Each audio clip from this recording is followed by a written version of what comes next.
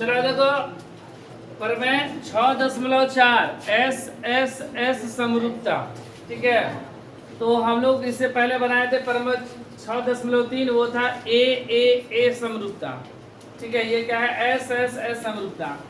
मतलब यहाँ पर अगर दो त्रिभुज है, अगर उनमें दोनों त्रिभुज की संगत भुजाएं समानुपाती है, लिखा गया है ना, यदि दो त्रिभुज में एक त्रिभुज की भुजाएं दूसरे त्रिभुज की भुजाओं के समानुपाती अर्थात एक ही अनुपात में हो तो इनके संगत कोण बराबर होते हैं, इसलिए दोनों त्रिभुज समरूप होते हैं।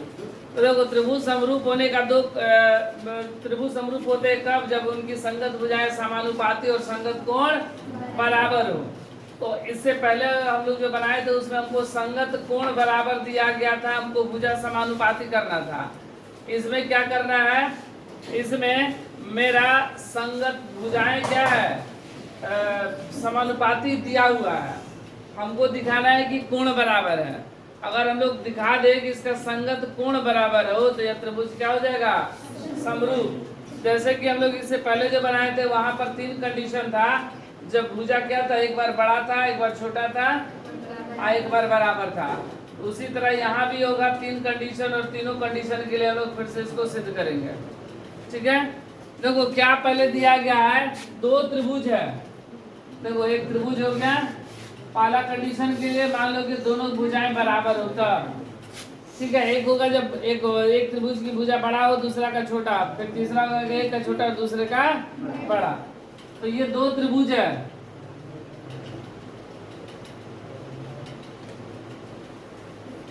ए B C P Q are.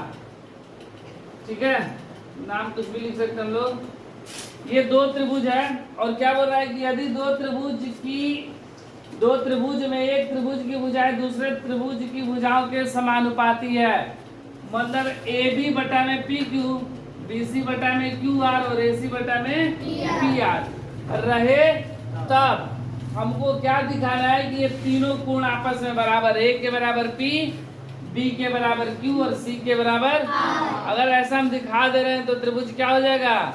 समरूप होगा ना। क्योंकि समरूप कब होता है? दो त्रिभुज समरूप कब होगा? जब उनकी संगत भुजाएं समानुपाती और संगत कोण बराबर हो। तो यहाँ पर तो भुजा समानुपाती पहले से दिया गया है, हमको मेरा काम क्या है? सिर्फ यह दिखाना है कि उनके संगत कोण बराबर हो। मतलब हम लोग दिखाएंगे कि ए पी के बराबर है, बी क्यू के बराबर है और सी आर के बराबर है। अगर ऐसा हो जाता है तो त्रिभुज क्या हो जाएगा? समरूप हो जाएगा। तो देखो सबसे पहले दिया है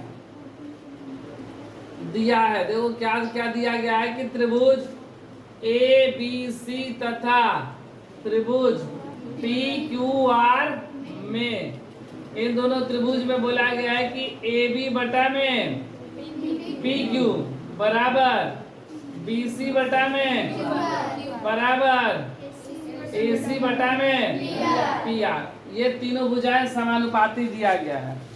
ठीक है, सिद्ध करना है क्या सिद्ध करना है हमें? कि कोण ए के बराबर कोण पी हो जाए, कोण बी के बराबर कोण क्यू हो जाए और कोण सी के बराबर कोण आर हो जाए।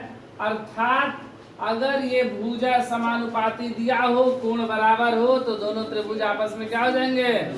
समरूप हो जाएंगे।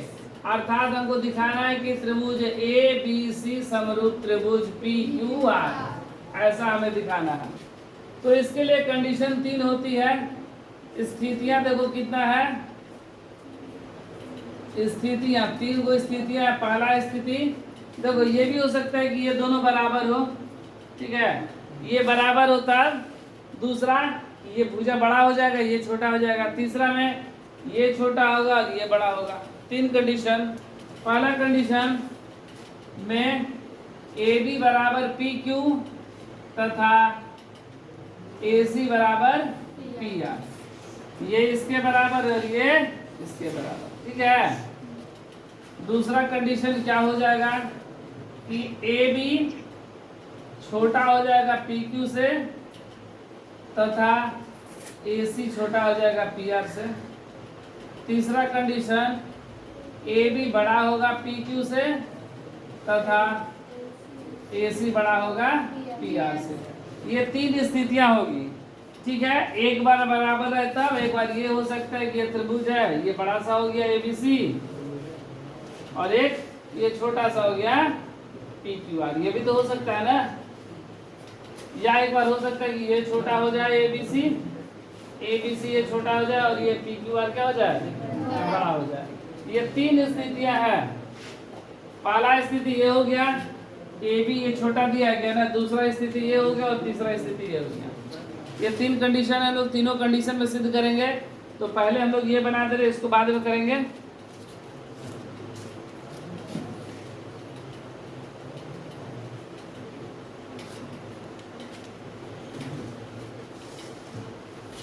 ठीक है, तो स्थिति एक से हम लोग पहले सिद्ध कर रहे हैं, ठीक है। तो प्रमाण में स्थिति एक, स्थिति पहला क्या पहला स्थिति है, ए बी बराबर पी क्यू तथा ए सी बराबर पी आर, यही ना, ठीक है। अगर देखो ये अगर बराबर है तो इसको हम लोग ऐसे भी लिख सकते हैं, ए बी बटा में बराबर एक तथा ए सी बटा में पी आर बराबर एक, ठीक है। अब देखो हमको ये दिया हुआ है, क्या दिया हुआ है, भुजा समानुपाती दिया है, ए बी बटा में पी क्यू बराबर बी सी ना, बी सी बटा में क्यू आर बराबर ए सी बटा में पी आर। ये समीकरण मेरा दूसरा हो जाएगा और ये दोनों मिलाकर समीकरण पहला हो गया, ठीक है। समीकरण एक तो हो गया ना। देखो ए बी बटा में पी क्यू किसके बराबर है, एक के। ए सी बटा में पी आर किसके बराबर है, एक के। और ये तीनों आपस में बराबर है, मतलब इसको भी हम लोग एक लिख सकते हैं, इसको भी एक लिख सकते हैं। तो ये दोनों ये किसके बराबर हो जाएगा, एक के होगा ना। मतलब समीकरण एक तथा दो से यहाँ पर बना देना, समीकरण एक तथा दो से क्या हो जाएगा, ए बी बटा में पी क्यू बराबर बी सी बटा में क्यू आर बराबर ए सी बटा में पी आर बराबर एक। ये सब एक के बराबर आएगा, क्योंकि ये देखो ये एक के बराबर है, तो इसके जगह पे भी एक हम लोग लिख सकते हैं, ये भी एक के बराबर, इसके जगह भी एक, मतलब बी सी बटा में क्यू आर किसके बराबर है, एक के बराबर। इसलिए तीनों किसके बराबर है, एक के बराबर है। या इसको ऐसे भी लिख सकते हैं, ए बी बटा में पी क्यू बराबर एक, बी सी बटा में क्यू आर बराबर एक, और ए सी बटा में पी आर बराबर एक, सब एक के बराबर। तीसरा तिरछी गुणा, मतलब ए बी बराबर पी क्यू, बी सी बराबर क्यू आर और ए सी बराबर ए सी बराबर पी आर। ये तीनों आपस में क्या हो गए, बराबर। तो देखो अगर दो त्रिभुज में संगत भुजाएं बराबर हो गया ना, ए बी पी क्यू के, बी सी क्यू आर का और ए सी पी आर का, तो अगर दो त्रिभुज की संगत भुजाएं बराबर हो तो वो दोनों त्रिभुज आपस में सर्वांगसम होते हैं। एस एस एस एस सर्वांग समता से त्रिभुज ए बी सी सर्वांग सम त्रिभुज पी क्यू आर, ठीक है। तो अगर दो त्रिभुज सर्वांगसम होते हैं तो वो दोनों त्रिभुज समरूप भी होते हैं, क्योंकि सभी सर्वांगसम आकृति समरूप होती है, ठीक है। अगर त्रिभुज सर्वांगसम है तो इनकी संगत भुजाएं बराबर और संगत कोण भी बराबर। बाई सीपी सीटी से पी क्यू आर है, चलो गया ना। तो सीपी सीटी से क्या हो जाएगा, कोण एक किसके बराबर हो जाएगा, पी के, ए पी के बराबर, बी क्यू के बराबर और सी आर के बराबर। ये तीनों बराबर, हमें क्या दिखाना था, ये इसके बराबर है, बराबर आ गया।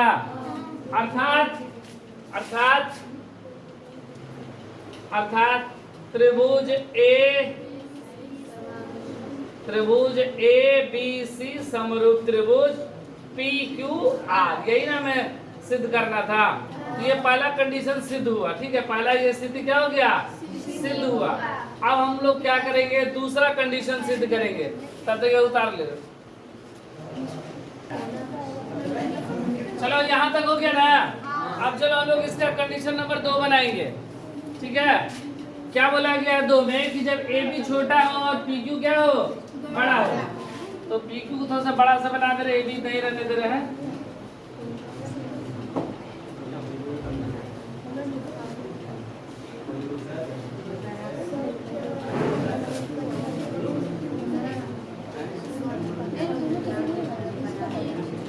पी क्यू आर, यही था ना।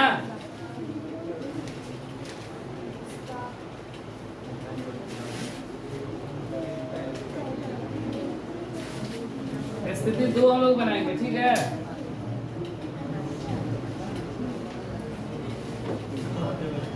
स्थिति 2 के लिए हम लोग क्या कर रहे हैं, ये देखो ये स्थिति 2 है। कौन सा है, स्थिति 2।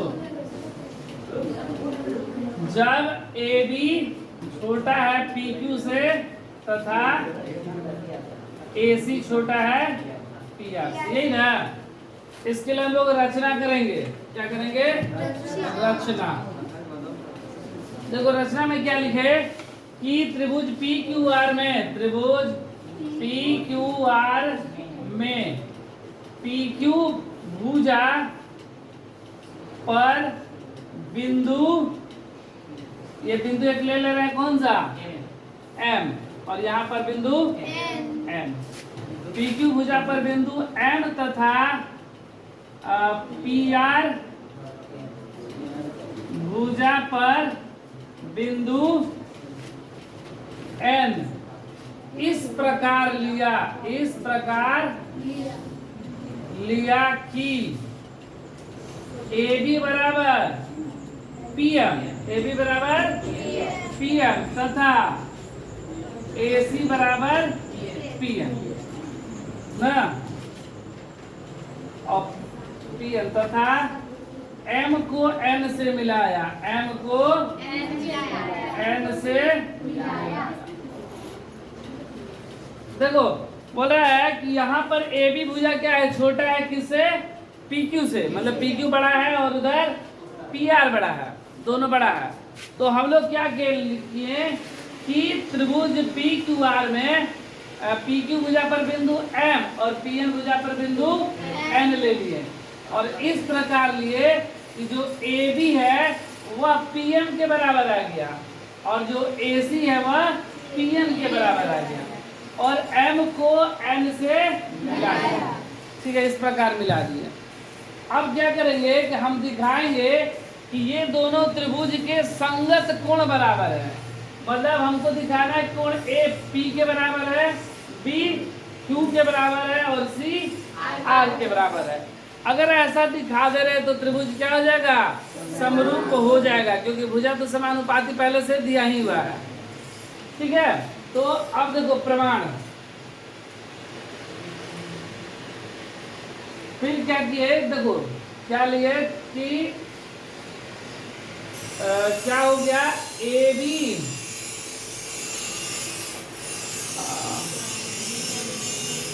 बी बटा में पी क्यू, ए बी बटा में पी क्यू बराबर ए सी बटा में पी आर, ए बी बटा में पी क्यू और ए सी बटा में पी आर।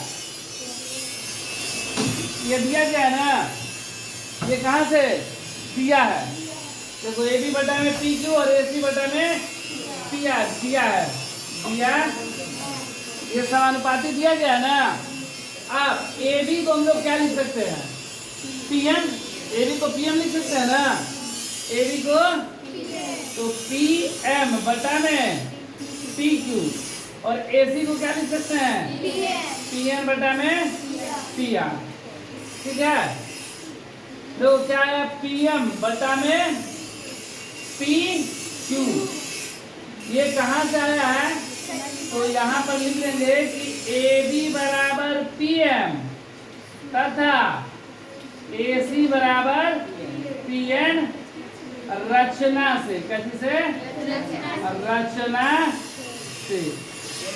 इसलिए AB को हम लोग PM लिख दिए और AC को PN।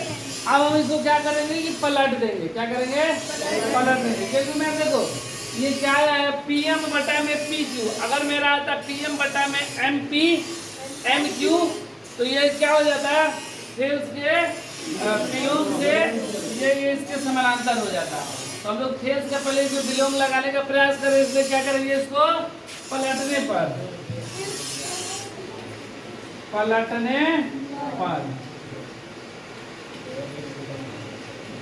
तो ये देखो PQ ऊपर हो जाएगा। क्या हो जाएगा? PQ ऊपर हो गया बटा में PM, ठीक है। और ये क्या हो गया? PR ऊपर चला गया और PN नीचे चला गया। देखो PM बटा में PQ था तो हो गया PQ बटा में PM, पलट गया। यहाँ पर PN बटा में PR था तो पलट गया, हो गया PR बटा में PN। अब क्या करेंगे कि दोनों तरफ एक घटाने पर, दोनों तरफ एक घटाने पर, दोनों तरफ एक घटा देंगे। तो देखो PQ बटा में PM माइनस 1 और PR बटा में PN माइनस 1। देखो ऐसा क्यों घटा रहे हैं?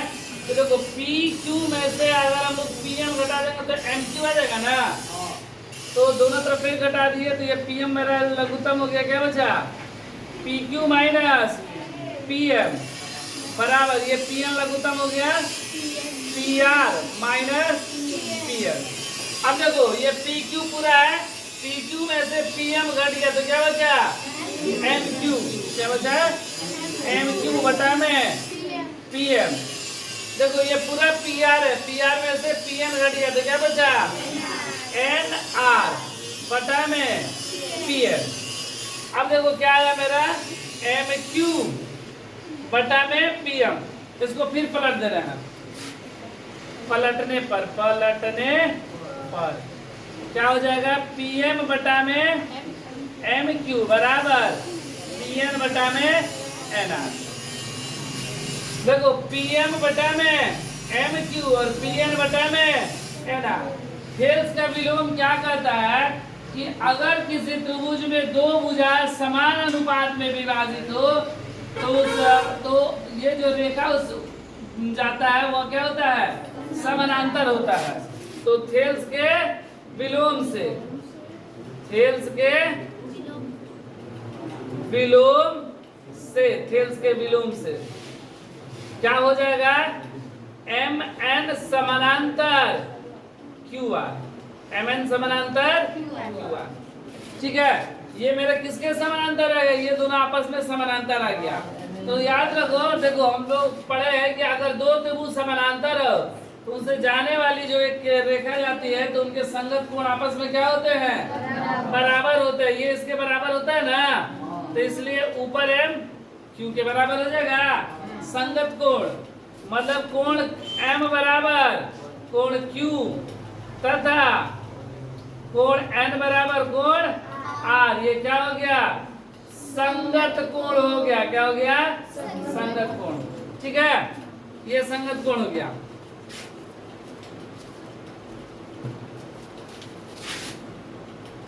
देखो हमको क्या लाना है कि ये इसके बराबर लाना है ना, B के बराबर Q लाना है ना।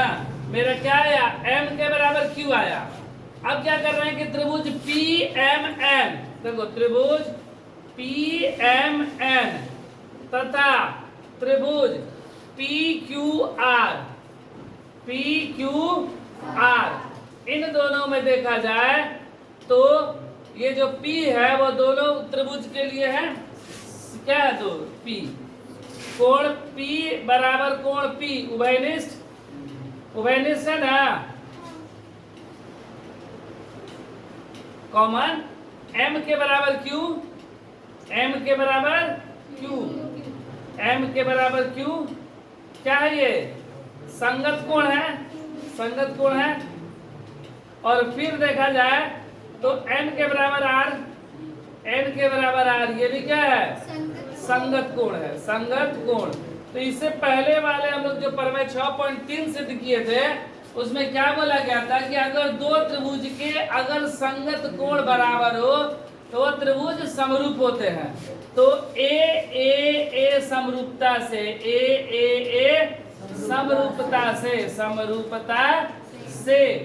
त्रिभुज PMN समरूप त्रिभुज PQR, ये त्रिभुज समरूप हो गया। अगर त्रिभुज समरूप तो भुजा समानुपाती और संगत कोण बराबर। ठीक है, तो ये क्या हो गया, समरूप हो गया। तो समरूप हो गया तो मेरा क्या आ जाएगा, PM बटा में QR, PM बटा में PM बटा में QR बराबर MN बटा में QR, MN बटा में सॉरी PM बटा में PR ना, QR लिख रहे हैं। PM बटा में PQ है, PQ, PM तो PQ, MN तो QR और PN बटा में PR। और क्या हो जाएगा, ये तो कोण बराबर दिया ही है ना। अब हम लोग क्या करेंगे, ये तो हो गया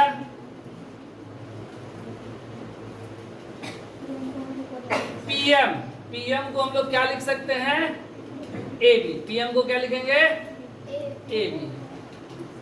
तो AB बटा में PQ, MN को तो कुछ लिख नहीं सकते हैं कि लिख लेंगे, MN को कुछ नहीं लिख सकते हैं,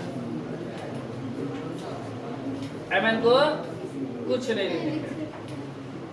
और PN को क्या लिखेंगे, PN को ऐसे लिख सकते हैं ना। तो उसको लिखने से क्या हमको मिलने वाला है, अच्छा ये कहां से,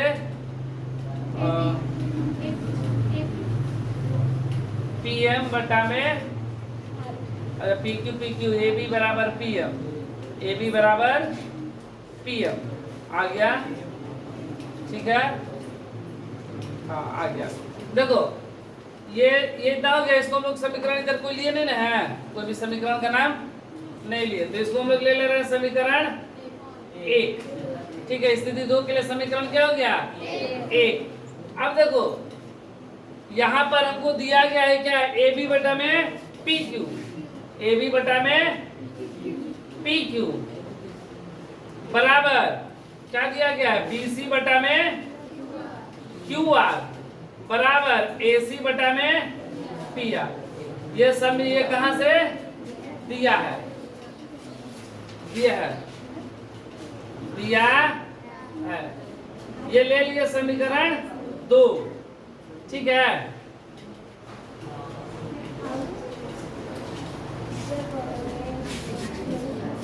ये तो कोई बराबर दिखाई नहीं दे रहा है ना, तो यहाँ पर समीकरण 2 मत लो इसको। ठीक है, यहाँ पर हम लोग रचना से PM को लिख सकते हैं AB। PM को क्या लिखेंगे, AB बटा में PQ। ये तो MN है ही है ना, इसको तो कुछ लिख नहीं सकते हैं। और इसको लिख सकते हैं AC बटा में PR। कहां से, तो रचना से हमको दिया गया है। इतना लिखने का जरूरत था, यहाँ पर तो है ही।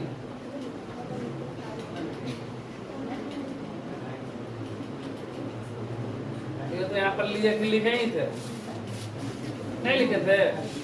चलो यहाँ पे चलो लिख दिया तो रहने दो। रचना से क्या दिया था, AB बराबर PM तथा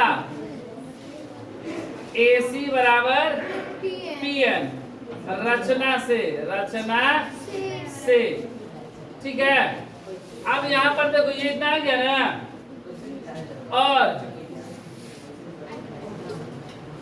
इसको समीकरण 1 नहीं लेंगे समीकरण 1 इसको।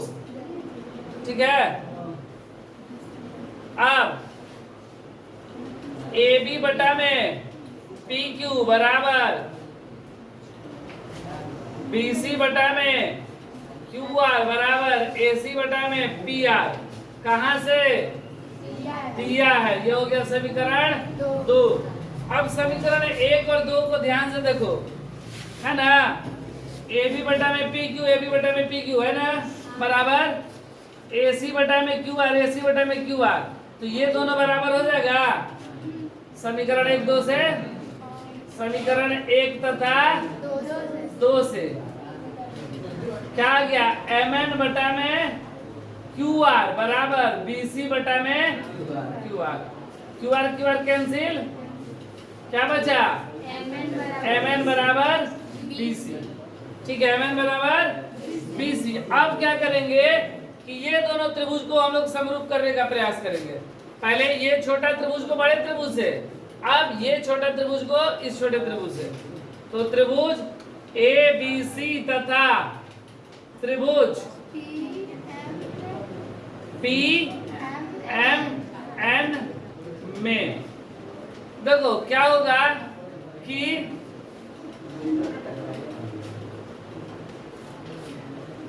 AB बराबर PM, AB बराबर PM हो जाएगा। क्या चीज है?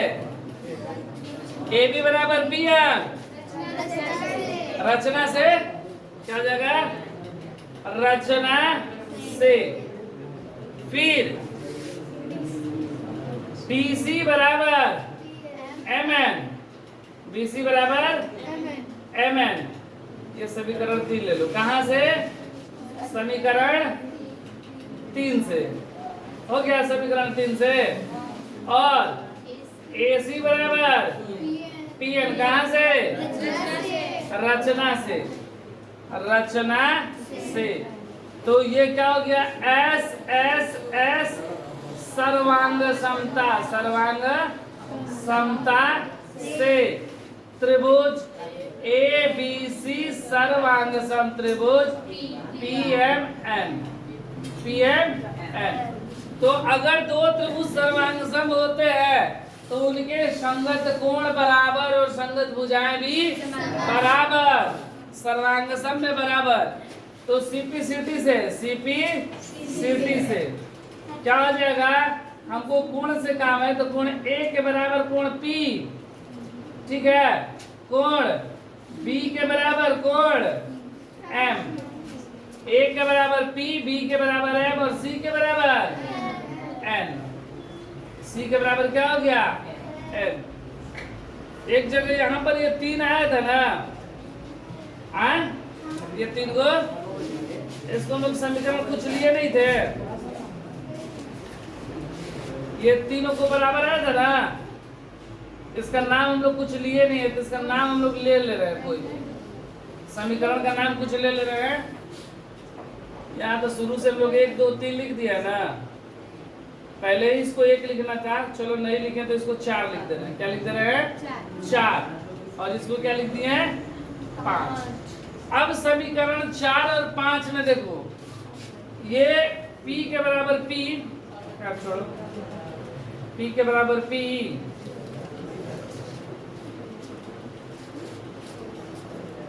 और P A के बराबर है, तो ये तो A और P तो बराबर आ ही गया, ठीक है। M जो है वो B के बराबर है। M किसके बराबर है? P के। यहाँ पर है ना, M किसके बराबर आया है? B के। लेकिन यहाँ पर M किसके बराबर है? Q के। इसलिए B और Q आपस में क्या हो जाएंगे? बराबर हो जाएंगे ना, B और Q होगा ना। चलो यार, इसको कहाँ पर लिख लें? इधर लिख ले, इधर, चलो उधर लिख ले रहा। देखो समीकरण 4 और 5 से, ठीक है, समीकरण 4 तथा 5 से, ठीक है, समीकरण 4 और 5 से। देखो 4 और 5 में देखा जाए तो A किसके बराबर है? P के। A किसके बराबर है? P के। फिर देखो M Q के बराबर बोल रहा है और M B के बराबर, इसलिए Q और B क्या होगा आपस में? बराबर। Q किसके बराबर होगा? P के कोण Q बराबर कोण B, या ऐसे लिख लो कोण B बराबर कोण Q, ठीक है। और देखो C N के बराबर है और यहाँ पर N R के बराबर है, इसलिए C किसके बराबर होगा R के। कोण C बराबर कोण R आ गया, C R के बराबर। ध्यान दो हमको क्या सिद्ध करना था कि संगत कोण बराबर, यही ना। तो देखो A P के बराबर हम लोग ला दिए, B किसके बराबर लाए Q के, और C किसके बराबर R, हमको ये ना बराबर करना था। तो ये संगत कोण क्या होगा बराबर, संगत कोण बराबर ना, अर्थात त्रिभुज ABC समरूप त्रिभुज PQR, PQR ये दोनों त्रिभुज क्या हो गए समरूप, ये सिद्ध हुआ। क्या हो गया सिद्ध हुआ। ठीक इसी प्रकार जैसे हम लोग ये बनाया है ना, ठीक इसी प्रकार समीकरण जो स्थिति 3 में होगा वो क्या हो जाएगा, इसी प्रकार सिद्ध होगा। इसमें लिख देंगे इसी प्रकार स्थिति 3 सिद्ध होगा, सिद्ध।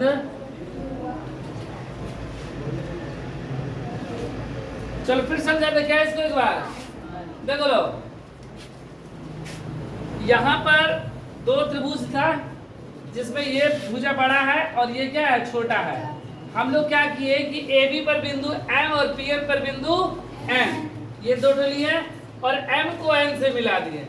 उसके बाद यहाँ पर मिला दिए हम लोग, जब मिला दिए तो देखो AB बटा में PQ और AC बटा में PR हमको पहले से दिया गया है, दिया है ना। हम लोग क्या लिखे हैं कि AB को हम लोग PM लिख सकते हैं, AB को PM लिख सकते हैं ना रचना से, और AC को PN लिख सकते हैं। ये आ गया, इसको पलट दिए एक बार, पलटने के बाद दोनों तरफ एक घटा दिए तो मेरा क्या आ गया MQ, मेरा क्या आया PM बटा में MQ और PN बटा में NR। तो थेल्स का विलोम क्या कहता है कि अगर किसी त्रिभुज की दो भुजाएं समान अनुपात में विभाजित हो तो उनसे जाने वाली रेखा समानांतर होती है, इसलिए MN समानांतर PQ। जब समानांतर तो MQ के बराबर और NR के बराबर संगत कोण से, ठीक है। इसके बाद हम लोग क्या किए कि त्रिभुज PMQ, PMN और PQR इन दोनों को हम लोग क्या किए समरूप करने का प्रयास किए। तो यहाँ पर देखिए कोण दोनों में कोण P कॉमन है, MQ के बराबर है संगत कोण से और NR के बराबर है विसंगत कोण से। A समरूपता से त्रिभुज क्या हो गए समरूप, ठीक है त्रिभुज समरूप। क्योंकि हम लोग ये A समरूपता इससे पहले हम लोग सिद्ध किए थे कि अगर किसी त्रिभुज के 3 कोण आपस में बराबर हो या 2 कोण भी बराबर हो तो त्रिभुज क्या होते हैं समरूप होते हैं, ठीक है। यहाँ पर तीनों कोण मेरा बराबर आ गया हमारे त्रिभुज समरूप। त्रिभुज समरूप तो भुजा समानुपाती, देखो PM तो PQ, MN तो QR और PM तो PR, ठीक है। अब हम लोग PM को रचना से लिख सकते हैं क्या AB, और MN तो कुछ लिखेंगे नहीं, और PN को लिख सकते हैं AC। ये समीकरण 1 हो गया। और ये हमको दिया गया समीकरण 2। समीकरण 1 2 में देखें तो ये भी बराबर है, ये भी बराबर, मतलब ये दोनों आपस में बराबर, मतलब MN BC के बराबर है, MN BC के बराबर है। अब क्या किए कि ये दोनों त्रिभुज ABC और PMN दोनों को क्या किया हम लोग सर्वांगसम करने का प्रयास किए। तो यहाँ पर देखें कि AB MN ये तो मेरा क्या चीज है रचना से, AC PN B क्या हो गया रचना से, और BC बराबर MN हम लोग लाए थे। तो S सर्वांगसमता से दोनों त्रिभुज सर्वांगसम। अगर त्रिभुज सर्वांगसम तो संगत कोण बराबर, तो A किसके बराबर आया P के बराबर आया, B M के बराबर और C N के बराबर, ये ना हुआ। अब हम लोग यहाँ पर दिखाए थे कि ये जो M है वो Q के बराबर था और N R के बराबर, हम दिखा दिए कि B M के बराबर, इसलिए समीकरण 5 है इसको समीकरण 4 ले लिए। तो इसलिए दोनों में देखा जाए तो यहाँ भी Q M के बराबर था और M B के बराबर था, इसलिए Q B के बराबर आ गया और R N के बराबर आ गया, सॉरी C R के बराबर आ गया। इसलिए तीनों क्या हो गया कोण बराबर। जब तीनों कोण बराबर तो त्रिभुज क्या हो गए सर्वांग सम ना, कोण बराबर, क्योंकि भुजा पहले समानुपातिक दिया था और कोण क्या हो गया यहाँ पर बराबर, इसलिए त्रिभुज क्या हो गया, समरूप हो गया। ठीक इसी प्रकार स्थिति 3 को हम लोग इसको बड़ा कर देंगे, इसको छोटा, रचना जो इसमें किए थे इसमें करेंगे, इसी प्रकार किया जाए तो वो भी हो जाएगा।